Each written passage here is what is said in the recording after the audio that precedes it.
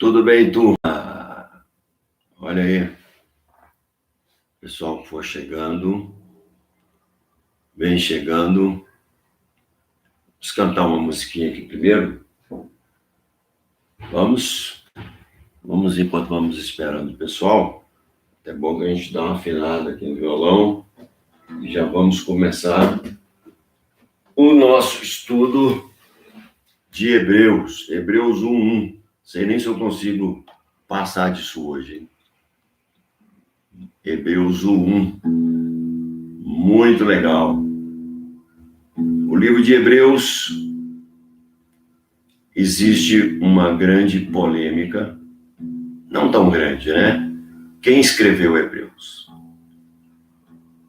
Uma pequena maioria acha que foi Paulo, o apóstolo Paulo. Mas o estilo de linguagem é mais do norte da África, alexandrino. E tinha uma pessoa que trabalhava muito com os judeus e com os gentios, que era Apolo. Então, uma grande maioria acha que foi Apolo. Há uma corrente que acha que foi até Barnabé. Mas não interessa quem foi, porque quem foi mesmo foi o Espírito Santo, né? Na verdade. Porque realmente é muito diferente a escrita do apóstolo Paulo, algumas expressões que o apóstolo Paulo usa nas suas cartas, que às vezes você não encontra em Hebreus. Mas também pode ser que ele estava com um esmero maior por estar escrevendo para os seus patrícios, né? A sua família. O apóstolo Paulo era um judeu zeloso da lei antes de converter. Então tem essas dúvidas, mas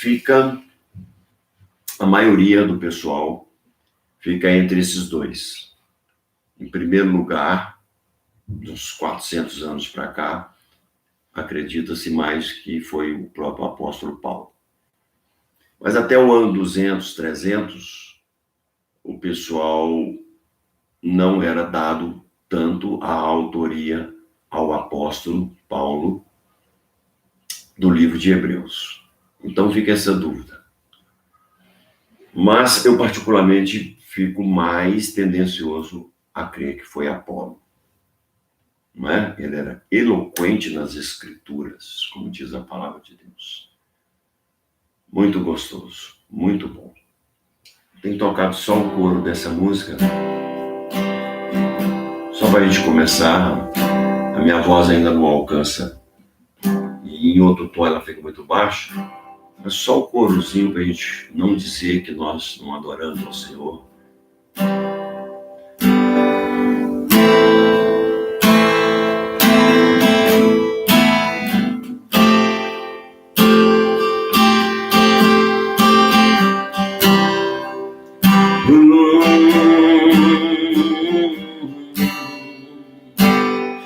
Vou deixar na cruz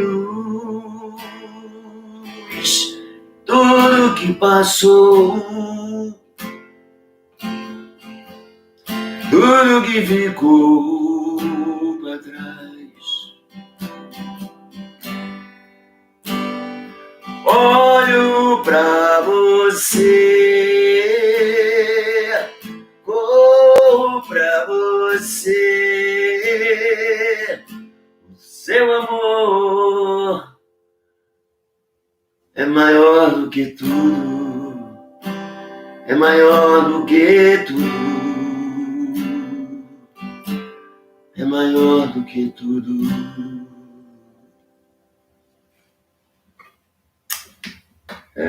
Isso aqui é bom que eu dou um treino com vocês, porque a minha garganta encontra-se inchada ainda. Mas eu cantei em igreja esses dias, hein? Tem que ter coragem, né? Cantar para outros músicos. Olha assim para você. Mas todo mundo entende que o processo que eu passei. Meu livro está aí, tá, gente? Contando todo o testemunho da cura aí do Covid. Está na Amazon. Coloca lá Sobreviveu ao Covid ou Silvério Pérez que você vai achá-lo. Então vamos para Hebreus 1. Nós vamos até, já são 11h04, nós vamos até o meio-dia. Hebreus 1, ele já começa numa overdose de revelação, de graça, de amor, de profundidade. Hebreus 1, ele já começa nos trazendo uma imensa profundidade, porque ele começa assim, ó. Paulo, servo de Deus e apóstolo de Jesus Cristo, para promover a fé que é dos eleitos de Deus e o pleno conhecimento da verdade, segundo a piedade, na esperança da vida eterna, que o Deus que não pode mentir, prometeu antes dos tempos eternos. Eu estou lendo primeiro Tito, porque quando ele abre a epístola de Tito, isso aqui é primeiro Tito 1, né? Ele usa esse termo, prometeu antes dos tempos eternos. Então eu vou abrir Hebreus agora, mas eu queria lembrar em primeiro Tito para você essa expressão, a esperança da vida eterna que o Deus que não pode mentir prometeu antes dos tempos eternos. A cruz foi prometida antes dos tempos eternos, antes da criação de todas as coisas. Para se criar o homem, primeiro teve que se criar a cruz. O homem e tudo que implica, né? Toda a natureza. E Hebreus é a introdução dessa criação. Na verdade, a introdução é o tempo da promessa. Hebreus é o segundo tempo. É o tempo da... Ele vai analisar o segundo tempo de Deus, como se fosse um jogo de futebol. No primeiro tempo, nós temos os patriarcas e Abraão. No segundo tempo, nós temos Moisés com a sua lei. E no terceiro tempo, nós temos Jesus com a graça. Né? Se existisse um terceiro tempo. Então, antes dos tempos eternos, todo o pensamento que envolve Hebreus, ele já era existente. Deus mostraria para nós o Novo Testamento, está todinho escrito em Hebreus, no livro de Hebreus. Você acha no livro de Hebreus todo o Novo Testamento e todo o Velho Testamento. Porque é de uma graça tremenda. Unindo lá com Tito, continua para você ver como dá certinho, o Hebreus 1, Tito 1, 2, o Hebreus 1. Havendo Deus outrora falado de muitas vezes e de muitas maneiras aos pais pelos profetas, antes dos tempos eternos já existia um plano. Agora, esses tempos eternos viraram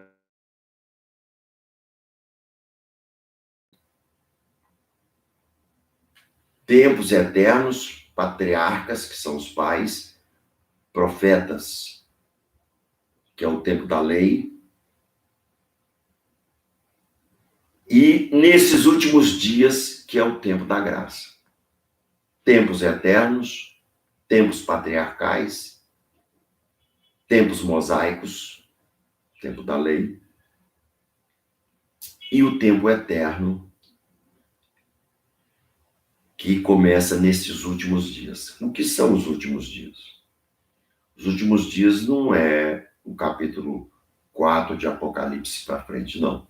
Os últimos dias é o nascimento de Jesus Cristo até a sua volta. Tudo isso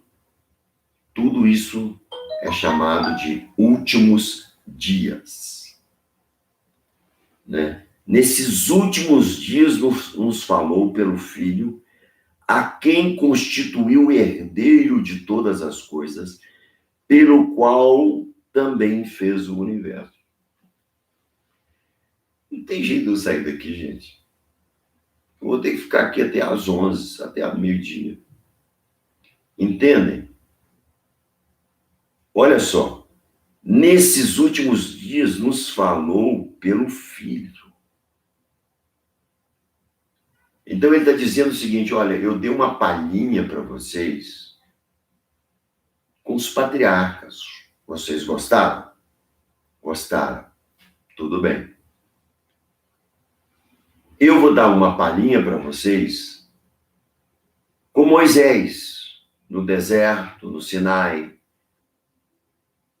Vou escrever com a minha própria mão os 10 mandamentos. Vocês gostaram? Gostaram. Então, esses são os nossos pais, os nossos profetas. Moisés, o grande profeta de Deus.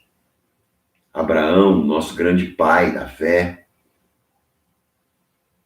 Agora, nesse terceiro tempo da história criada, nesse terceiro tempo, eu vou falar pelo herdeiro de tudo. Eu vou falar pelo herdeiro que fez todas as coisas, pelo herdeiro, pelo dono de todas as coisas, aquele para qual todas as coisas foram criadas e estarão debaixo dos seus pés. Eu criei tudo, desde as abas do universo. O universo não tem fim, não tem começo, segundo a ciência. Para Deus ele tem fim e tem começo. Se ele expande ou não, isso é uma questão científica aí, que tem duas linhas. Mas Deus sabe se ele expande ou não. O que é interessante, expandindo o universo ou não, existindo vida fora da Terra, vida humana, vida inteligente, vida... A Bíblia não diz que há. Os conscientes que estão na Bíblia, eles chamam-se anjos e homens. Esses anjos dividem em querubins, serafins, arcanjos. E o homem somos nós. Nós temos a consciência e somos criados à imagem e semelhança de Deus. Nós pensamos porque existimos. Nós questionamos a morte e o propósito do existir. Isso nos dá a racionalidade de buscar atampar numa busca os efeitos que essa busca nos leva. E essa busca que Deus quer tampar em nós, que jamais será absorvida nesse corpo, sinto muito te dizer, você não terá felicidade absoluta nesse corpo, mesmo andando na plenitude do Espírito Santo. Porque se o Espírito Santo fosse te dar uma plenitude máxima, o seu corpo desintegrava. Então, o que nós temos é o começo de um caminhar para uma satisfação de uma vida pós-morte ou pós-arrebatamento, que é a vida eterna. Por isso que nós temos em Eclesiastes que Deus colocou a eternidade no coração do homem. Agora, você pode tampar a eternidade? Você pode pegar, vamos supor que a eternidade seja um buraco desse tamanho.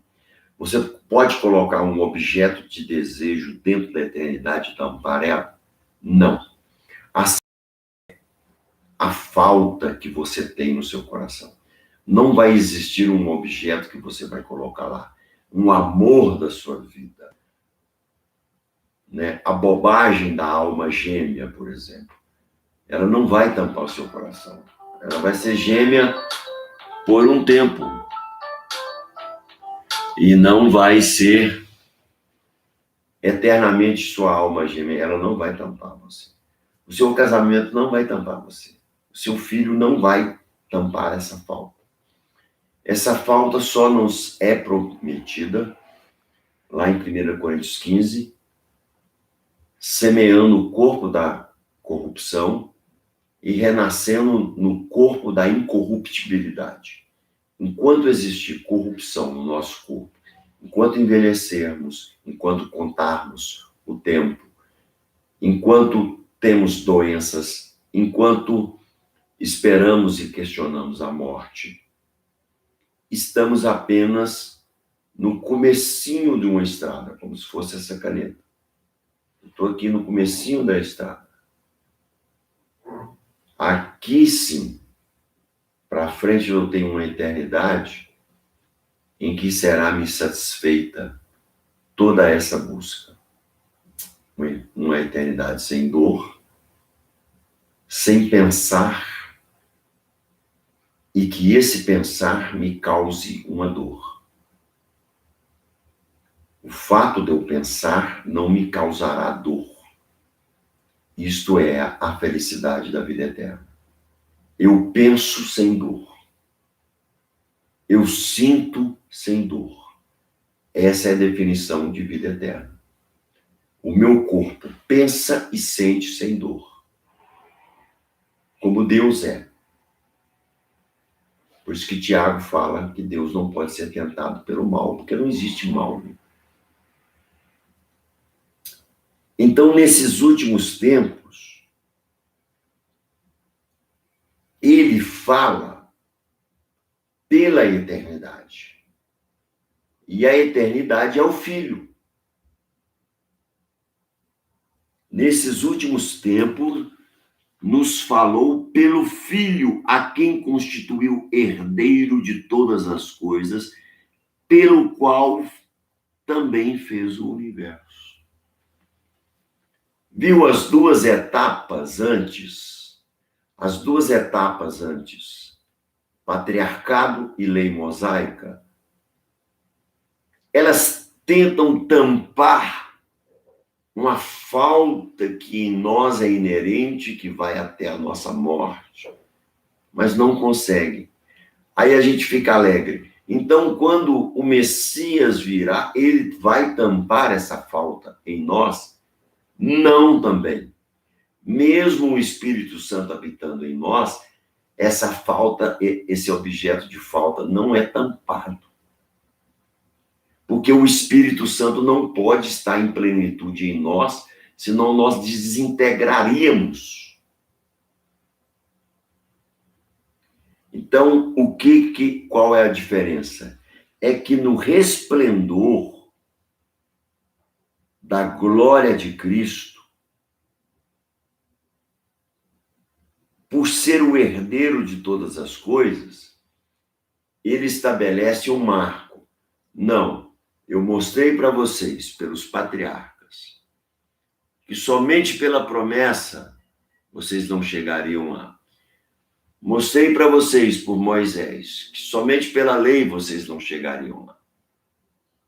Agora eu vou mostrar pelo herdeiro de todas as coisas que vocês podem chegar lá.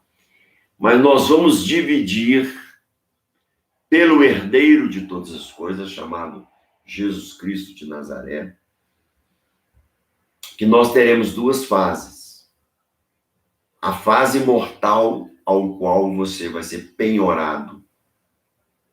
Você passará a ter o Espírito Santo,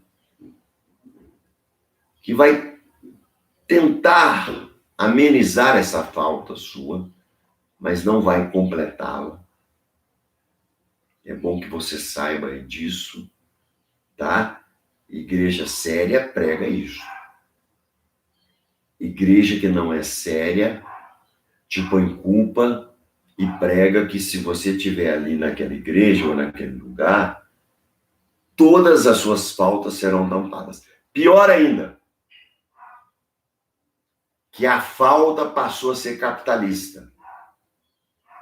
A prosperidade vai tampar a sua falta. Isso é o maior absurdo teológico bíblico. O próprio Jesus fala, o Filho do Homem não tem onde reclinar a cabeça. Jesus poderia comprar todo o Império Romano a hora que ele quisesse. Ele poderia chegar em Roma e ser o imperador. Era só ele orar ao Pai e os anjos, milícias e milícias de anjos poderiam fazer isso. Mas ele vai pelo sentido inverso. O glorioso herdeiro de todas as coisas, pelo qual fez o universo, nasce num curral, dentro de uma manjedoura. Então ele começa no curral dos nossos corações, lá, dentro da fissura do nosso ser, o filho nasce. Para que, crescendo, possa nos dar uma esperança de vivermos aqui uma vida boa, para que depois, na próxima vida, possamos garantir, junto à eternidade, que seremos completos dentro dessa falta, que conviveremos com ela até o dia da nossa morte ou do arrebatamento. Porque nem o Espírito Santo se propõe a isso. Deus não se propôs a isso, muito pelo contrário. O que fala nas bem-aventuranças? Bem-aventurado aquele que for perseguido pelo meu nome e disseres todo mal contra vós. Quer dizer, não colocando a culpa na igreja. E no mundo tereis aflições, mas tem de bom ânimo, eu venci o mundo. Quer dizer, vamos continuar a peregrinar.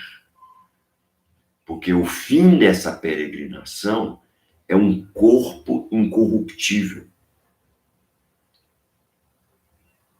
Entende? Eu poderia pregar aqui em Hebreus 1, versículo 1 e 2, 3 dias de 24 horas em seguida para você. Mas eu tô com dó de você, eu vou passar um pouquinho para frente. Vamos ver se a gente consegue chegar até no 4, pelo menos. Versículo 4. Então, nesses últimos dias, nesse terceiro tempo, ele não fala por Abraão. Ele não fala mais pela Torá. Ele não fala mais pela lei.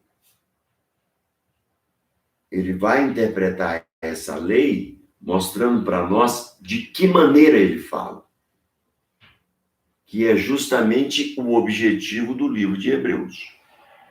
O objetivo do livro de Hebreus é mostrar para nós que existia na lei, escrito dentro dela, o Evangelho de Cristo Jesus. Olha que coisa maravilhosa. Todo o Evangelho estava escrito na lei? Sim. Você poderia entendê-lo sem uma ajuda do Espírito Santo? Não. Mas se você estivesse numa ilha sozinho hoje, ninguém morasse com você e você encontrasse um Antigo Testamento, só o Antigo Testamento, né? Hebraico, né? Só a velha aliança. Se você soubesse ler, você ia encontrar aqui em Isaías, você ia encontrar em Zacarias, nos Salmos, Você ia encontrar na Torá todinha, que são os 5 primeiros livros da Bíblia, da lei. Você ia encontrar o amor ao próximo, a eternidade colocada no coração dos homens, a salvação pelo Messias, pelo descendente de Moisés, pela semente de Abraão. Você ia entender Jesus como a semente de Abraão. Você ia entender Jesus como o descendente real e único de Davi. Você entenderia a rosa de Saron, o príncipe da paz, de Isaías. Você entenderia a figura sacerdotal de Jesus em Samuel. Você entenderia a figura reinante de Jesus, do reinado de Jesus na vida de Davi. Você entenderia o lado profético de Jesus na vida de Elias. Você entenderia o lado libertador de Jesus na pessoa de Moisés. Você entenderia a peregrinação de Jesus e a fé de Jesus em Abraão. Você entenderia o zelo de Jesus, o amor, a pureza na vida de Daniel. Você entenderia as vicissitudes do homem, as transformações do homem, as suas fraquezas no livro de Salmos. O livro de Salmos é onde o homem está dizendo: Senhor, estou fraco e necessitado, mas preciso de ti. O livro de Salmos é a exposição das nossas emoções mais profundas e dolorosas. Por isso que todo mundo gosta de ler Salmos, porque se identifica com a dor dos salmistas. Então, nesses últimos dias, falou pelo Filho. É como se Deus estivesse dizendo assim: olha, eu vou dar o melhor que eu tenho para vocês. Eu vou dar o Filho. O Filho, o meu Filho. Eu vou dar um pedaço de mim. Eu me expresso em Deus Pai, Deus Filho e Deus Espírito Santo. Eu vou dar o meu lado do coração, que é o meu Filho, para lhes falar. Eu não vou dar uma criatura para lhes falar. Eu vou dar um Criador para lhes falar. Por isso que ele é o herdeiro de todas as coisas. Por isso que ele vai completar os tempos eternos, que eu falei lá em Tito. E pelo qual também fez o universo. Se você está discutindo aí uma aula de ciência, você pode usar Hebreus capítulo 1, versículo 2, de quem fez o universo. A Bíblia está dizendo que foi o Senhor Jesus Cristo que fez o universo. Versículo 3. Ele agora vai passar a falar das características dele. Primeiro fala da essência dele e qual a razão por que ele passa a ser a voz de Deus. Ele passa a ser a voz de Deus porque ele agora, como homem, não como o primeiro Adão que cai, mas como o segundo Adão perfeito, é capaz de começar a nossa restauração. Então, como segundo Adão, ele vai falar no versículo 3. Ele que é o resplendor da glória e a expressão exata do seu ser com letra maiúscula. Ser de quem? De Deus. Então, Jesus é o resplendor da glória de Deus, o fulgor, o poder, a felicidade. O resplendor da glória de Deus é a felicidade, é o poder. Jesus é a expressão exata do seu ser. Deus se expressa em Jesus. Ele é a expressão exata do ser de Deus. Ele, o verbo, por isso que João começa. Tá vendo como que é difícil estudar um livro, né? Que a gente vai. Por isso que João começa o Evangelho de João uma overdose de pensamento. No princípio era o verbo. Ele completa Gênesis 1, versículo 1. Ele completa dizendo, no princípio era o verbo. E o verbo era Deus, e o verbo estava com Deus. Nesse terceiro tempo, esse verbo vem verbalizar a vida. Até hoje, a vida foi de substantivos e de adjetivos. Meu Deus! Vocês não podem ficar somente nos substantivos e adjetivos, pronomes. Vocês precisam do Filho para verbalizar o que eu quero dizer para vocês. Eu, Deus Pai, preciso verbalizar a humanidade com o meu verbo, com o meu logos, com a minha razão. Então, eu vou dar a exata expressão do meu ser, chamada Jesus de Nazaré. Ele, que sustentando todas as coisas pela palavra do seu poder, sustentando tudo que o Pai o deu, não deixou escapar nada. Versículo 3.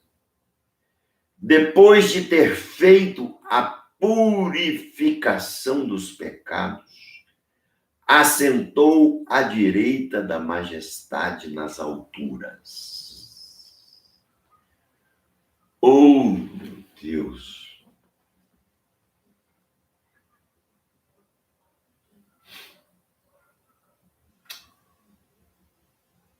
O que falar disso aqui, meu? Pela palavra do seu poder. Ele vem resolvendo o básico. É como se Jesus falasse assim, você quer fazer uma faculdade? Tá. Então vamos começar pelo básico. Você não começa a faculdade pelas matérias que você vai praticar na sua formatura ou pós-formatura. Você começa o básico pelo básico que serve para básico até para outras matérias. Então ele vai começar pelo básico. Eu vou começar eliminando ou tentando ou te dando a substância para que você tome pela fé o problema da separação da culpa. Porque o que aconteceu com Adão? Isso. Foi destituído do propósito. O propósito é a linha dessa caneta. Gênesis 3, Adão fez isso. Caiu. Entrou a corrupção. Na corrupção não se entende completamente o propósito. O segundo Adão, que você vê escrito em Romanos, também em 1 Coríntios, Jesus é chamado de segundo Adão, ele não vai cair. Não. Muito pelo contrário, ele vai ascender aos céus.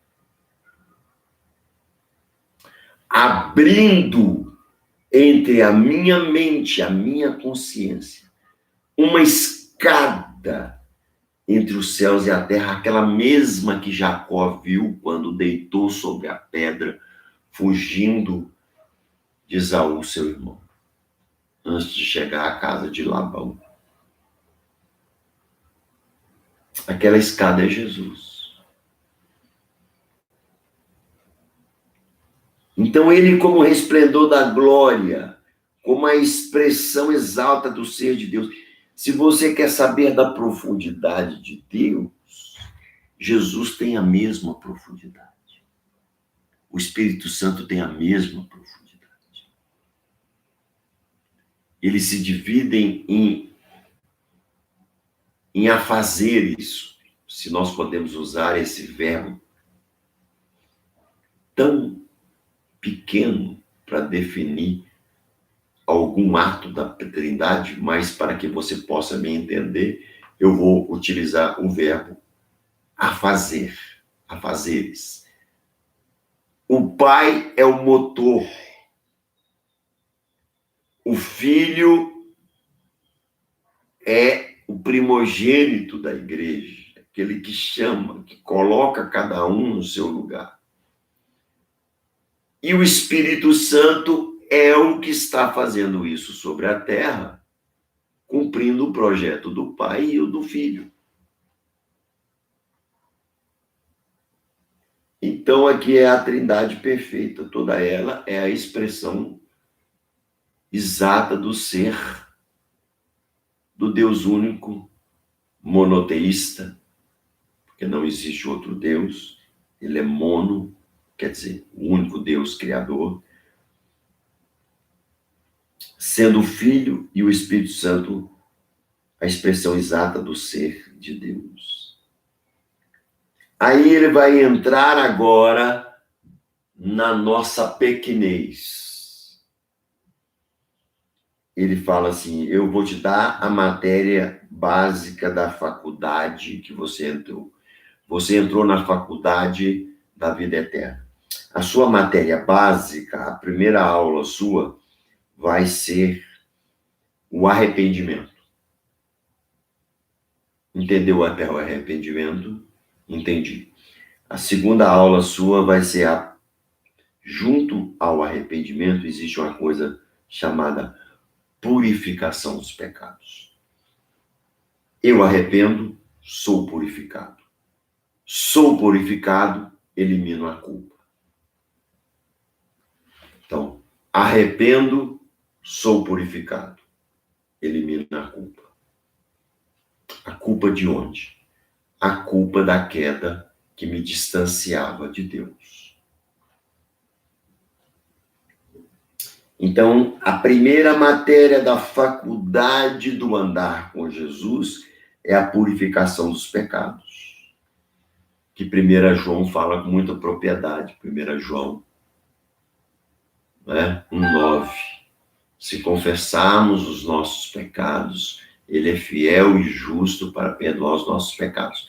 Em outras palavras, eu comecei uma jornada com Jesus, se eu resvalo os meus pés, eu confesso com sinceridade e posso voltar para a estrada, até a vida eterna.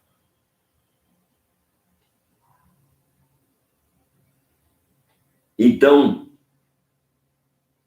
tendo feito a purificação dos pecados, quer dizer, tendo aberto essa escada entre eu e Deus, assentou-se à direita da majestade nas alturas. Majesty, majesty. Não sei o resto da letra não, porque eu também nem falo inglês. Mas música linda, né? Do Delírios. Já foi traduzida aí. Sentou à direita da majestade do Pai nas alturas. O que é sentar à direita? Ele sentou, o pai olhou para ele, falou, e aí, meu filho? Ele falou assim, tudo cumprido. Aí o pai olhou para o Espírito Santo e falou, esse é o meu filhão.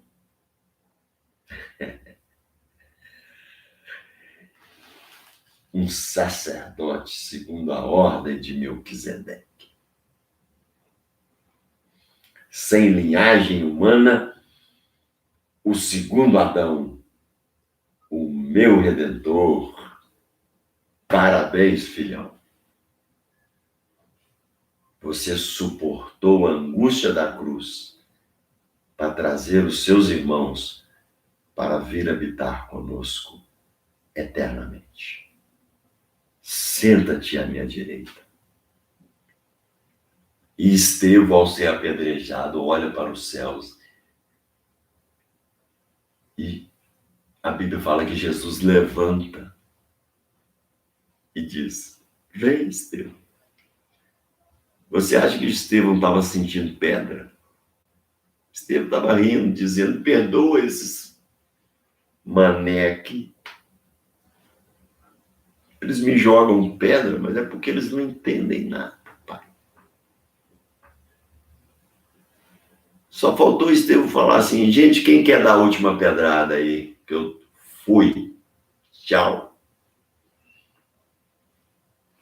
Então, a Bíblia fala que ele levanta para receber Estevão, porque ele está sentado diante da majestade. Na Trindade, quem levanta é Jesus. Você lembra na mulher adúltera? O que acontece? Jesus levanta e senta, levanta, senta, levanta, senta. Os fariseus chegaram e jogaram a mulher aos pés dela. E ele continuou escrevendo no chão a sentença deles. Hipócritas, vocês vão para o inferno, continuarem desse jeito, escrevendo no chão. Enquanto eles explicavam o pecado dele, ele estava com a cabeça baixa escrevendo no chão. Desprezando aquela classezinha hipócrita. Quando ele vai falar com a mulher, ele levanta.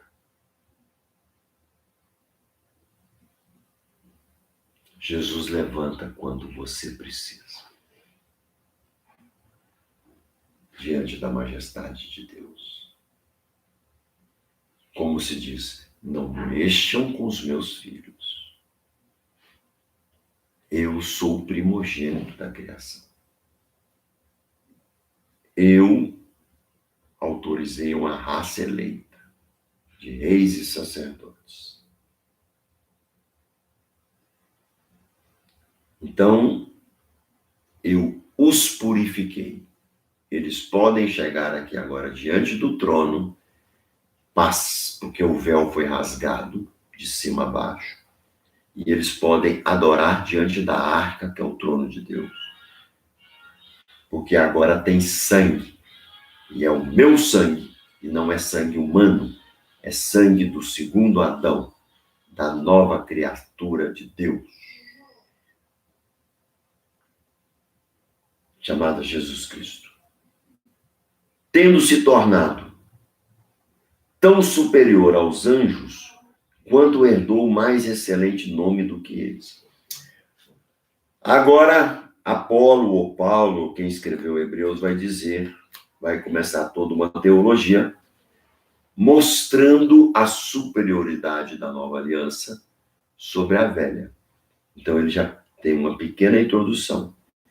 Tendo tornado tão superior aos anjos, quanto herdou o mais excelente nome do que eles. Porque a lei foi dada por anjos. Mas a graça e a verdade foi dada por Deus. A lei não é unigênita do Pai. Jesus é unigênito do Pai. Então, nós, até agora, temos 43 minutos, 40 minutos de aula. E temos 4 versículos. Vamos continuar. Vamos ver. Então, esta é a introdução de Hebreus. Fraquinha, né? Poderíamos estudar aqui um semestre inteiro. Entrando aqui antes dos tempos eternos, falando da temporalidade e da atemporalidade de Deus. falando dos paradoxos que são os nossos pensamentos, mas que não são paradoxos em Deus. Resolvendo bobagens como predestinação e livre-arbítrio, que são tremendas bobagens, fáceis de resolver, porque em Deus as duas coisas são juntas. Resolvendo a bobagem da atemporalidade ou temporalidade de Deus, porque ele age nas duas coisas. Ficaríamos aqui o ano inteiro falando sobre isso. Mas vamos entrar no sentido prático, para que você traga isso para a sua vida prática, para você ter vitórias no seu pensamento. Temos mais 10 minutos, 12 minutos. Agora ele pergunta, então, Jesus foi feito superior aos anjos.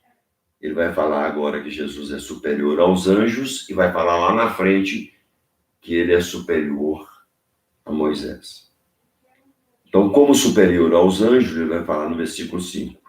Pois qual dos anjos ele jamais disse, tu és meu filho e hoje te gerei. Não é? E outra vez, eu lhe serei pai e ele me será filho. Onde está isto? Né? Eu lhe serei pai e ele me será filho. Salmo 2:7, 2 Samuel 7:14, 1 Crônicas 17:13.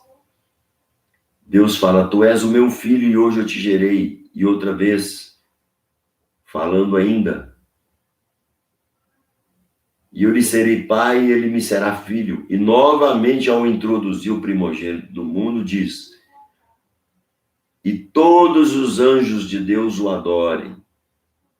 Miríades e miríades de anjos adoraram o Senhor no nascimento dele.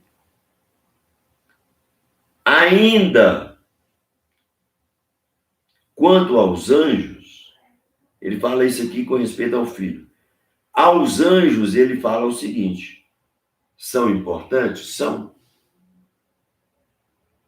Eu não posso ordenar anjo, mas Deus pode ordená-los para nos ajudar. São ministros de Deus para nos ajudar. Quanto aos anjos, ele diz, aquele que aos seus anjos faz ventos e a seus ministros labareda de fogo, para te proteger. Mas acerca do filho ele fala, o teu trono, ó Deus, é para todo sempre, e o teu cetro de equidade é o cetro do teu reino. Os anjos, ele é maior do que anjos, porque anjo é criatura. Anjo não é criador. Jesus não é criatura. Jesus é criador. Ele poderia resumir tudo isso aqui nessa palavra.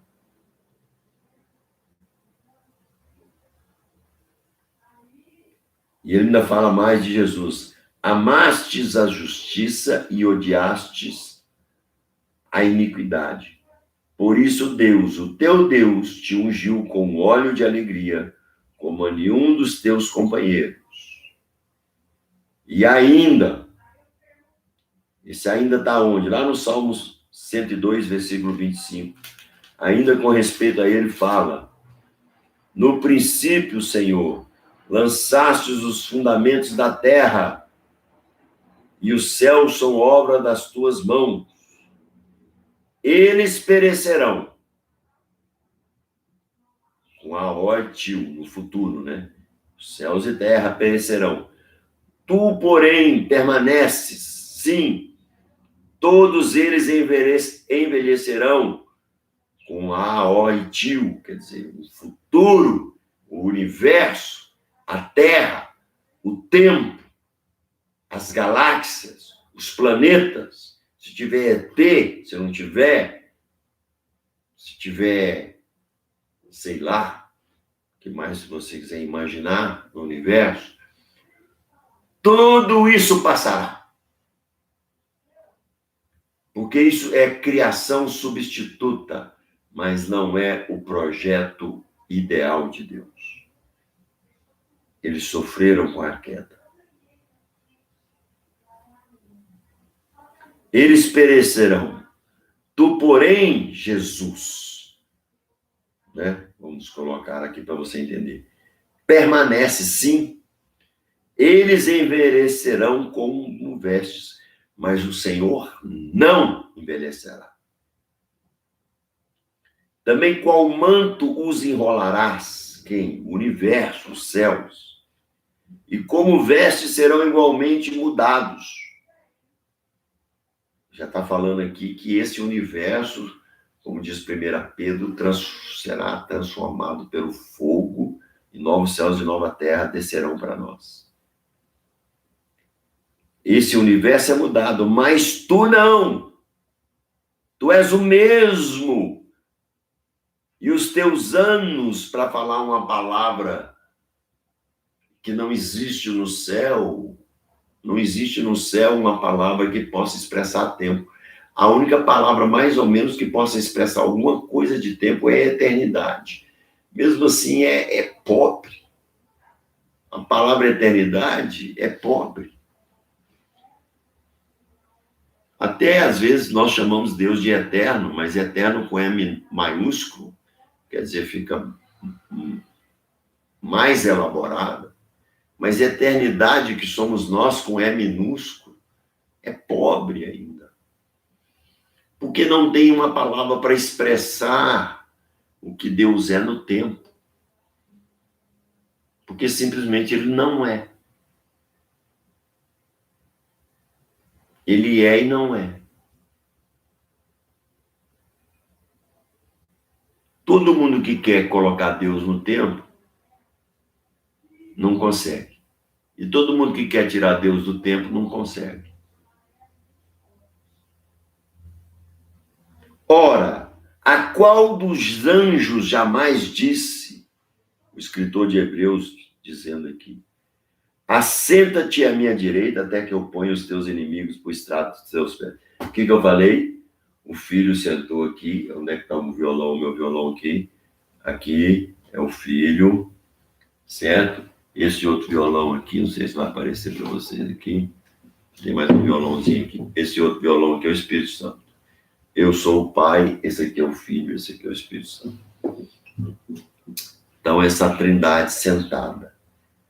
Ele não falou isso para anjo, ele não mandou anjo sentar aos pés dele. Existem querubins que movimentam o trono dele. Existem 24 anciãos que estão à volta do trono dele. Existem arcanjos que têm acesso ao trono dele. Um destes era Satanás, inclusive, chamado de Lúcifer.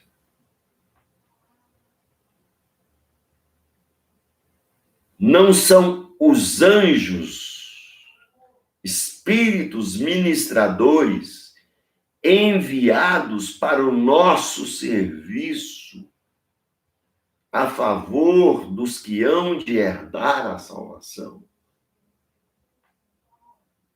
Então, irmãos queridos,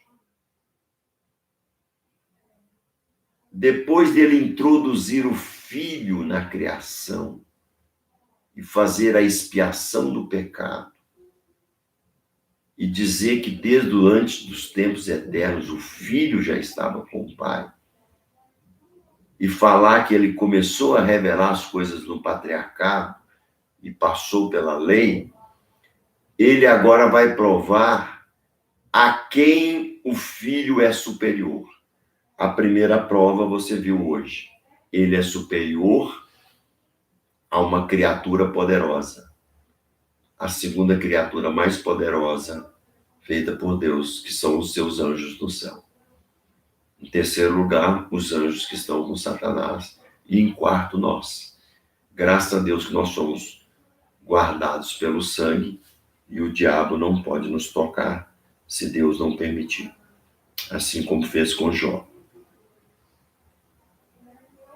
Mas somos escolhidos.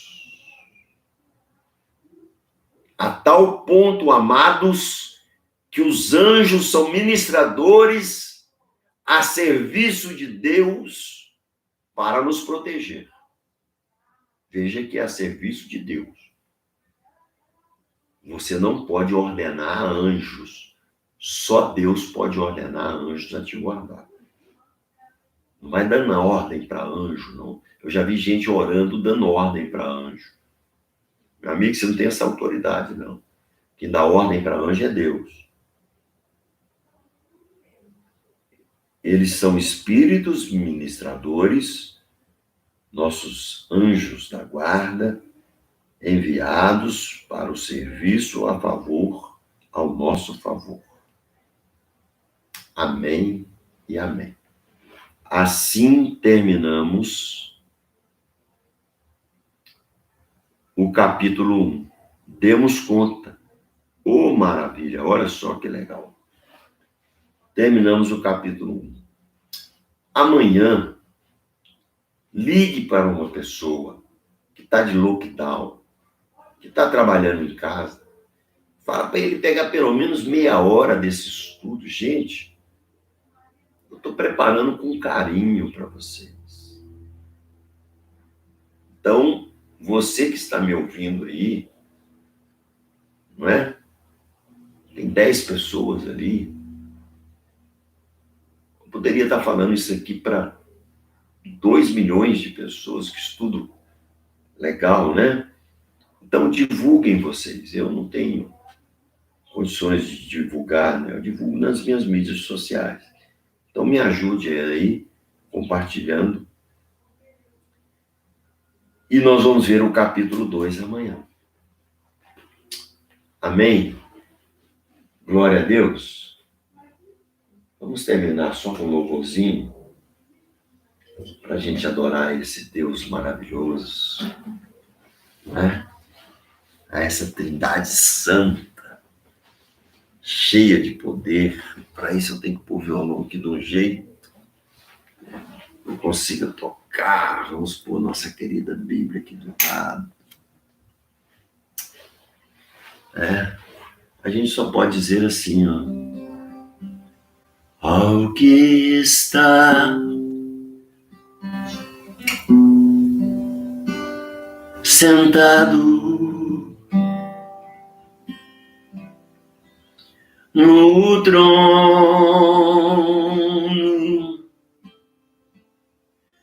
e ao Cordeiro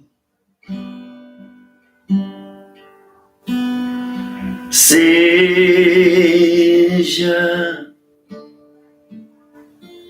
o louvor e a honra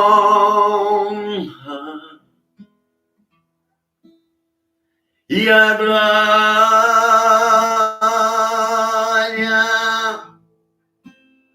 e o domínio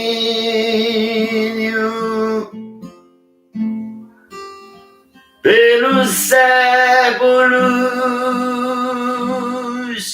dos séculos.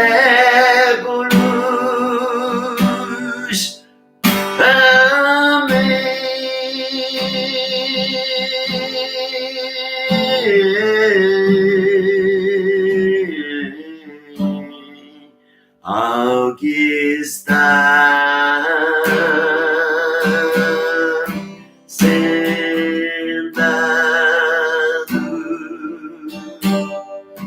no trono e ao Cordeiro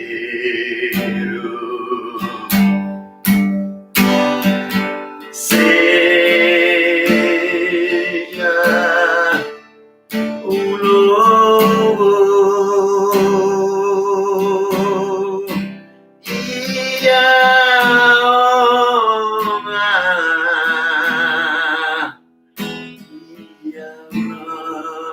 a glória e o domínio pelos séculos dos séculos. Amém.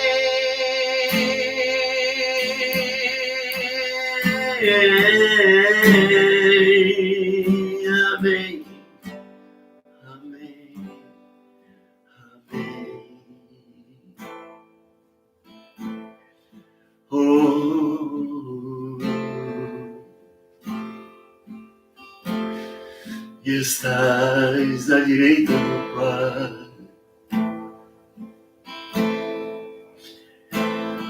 assentado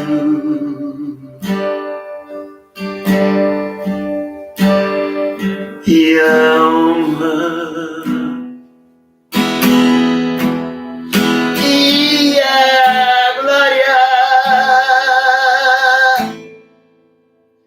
e o domínio pelos séculos dos séculos.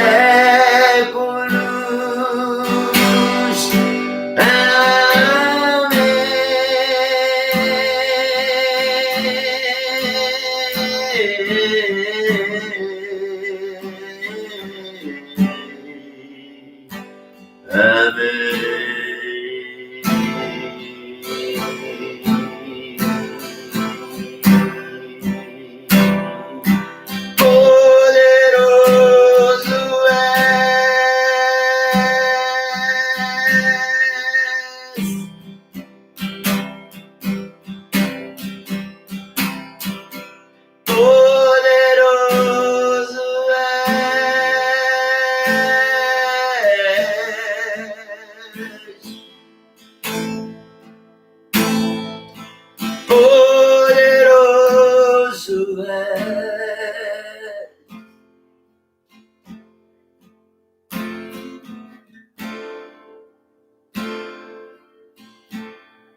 Oh, poderoso és.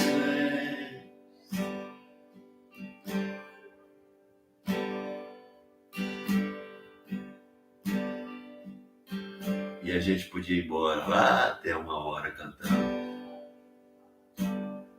Amém. Amém.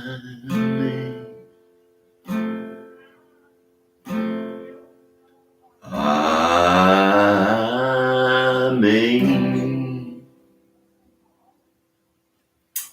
Amém. Até amanhã. Chame alguém. Divulgue aí. Ele vai crescer muito na palavra de Deus. Tchau.